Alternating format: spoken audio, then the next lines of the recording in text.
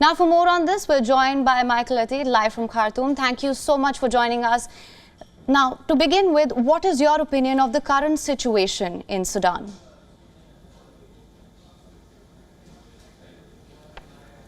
Yeah, thank you so much for having me this morning. This is the third day of the conflict in Sudan, and it has been the two consecutive sleepless nights for many residents of Khartoum and the other cities around the country. And because the fighting continued and the battling continued, especially around the installation, the essential areas such as the military headquarters, the presidential palace, and the Khartoum International Airport. As I speak, the gunfire and the bomb are still being heard around that area. And according to the social media, we could hear a lot of claims and counterclaims between the two rival forces on those locations. Life seems to have been crippled down for many citizens. They are trying to access other services such as, health facilities and groceries to buy basic needs and basic food and all. But it seems to be very difficult for them due to the roadblocks and the tense situation on the ground as well. So that is how the situation is for the last 3 days. We have witnessed a lot of reports from the Sudanese medical doctors about the death toll that has been increased to more than 70, and more than 100 also got injured. That is not all in Khartoum. That also includes other states, including the western region of Darfur as well. So since yesterday, last evening, there was an agreement to create a safe corridor for about 250 students who have been caught up in a Catholic school within the downtown. And there were also few number of journalists, more than 10 journalists, who were also caught up in an office space which is located near the presidential palace. So we are about to witness, like Sudan is about to witness a serious issue with the humanitarian crisis if the battling continues in the coming hours.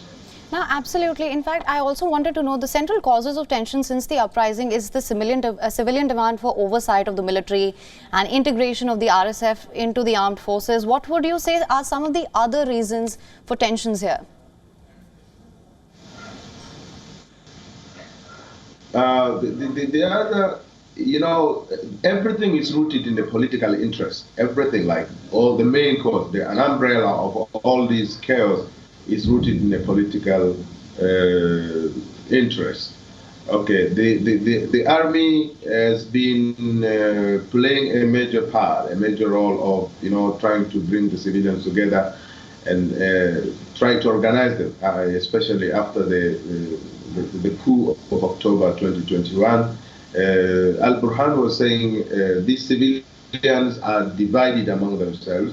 That is why he took over. And he wanted them to organize themselves and come back again so that they're able to continue with the civilian government. But that never happened. What happened is Al-Burhan took over together with the support of his rival Himeti, the commander of RSF. They took over, but then they also went and disagree among themselves. So now we have two disagreements from the different 2-3 groups, and that's what led the country into chaos. Burhan wanted to have 2 years of a transition, and the 2 years, and during this period, the RSF should be reintegrated into Sudan Army, including other armed forces as well. But then the RSF commander said the 2 years period is very little. They want at least 10 years of a transition, period for his forces to be reintegrated into one army.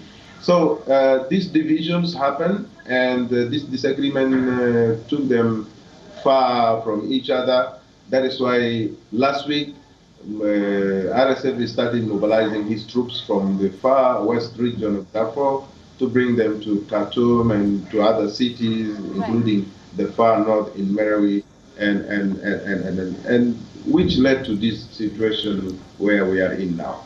All right. Well, Michael, let's also talk about the regional power play that's involved here due to Sudan's strategic location and, of course, agricultural wealth as well. Would you say that that has complicated the situation further? What do you reckon could be a solution for this?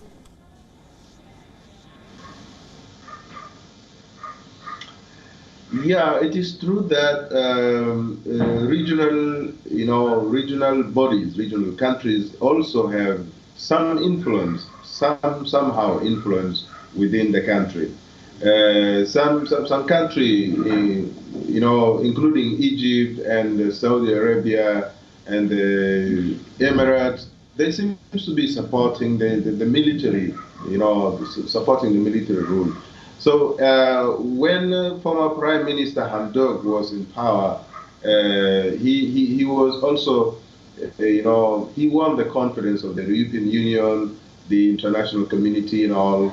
So as they were ruling the past transition period, they were like, okay, two different governments with two different supports, regional support, international support, and so kind of. So those also has contributed so much into the situation where Sudan is at the moment.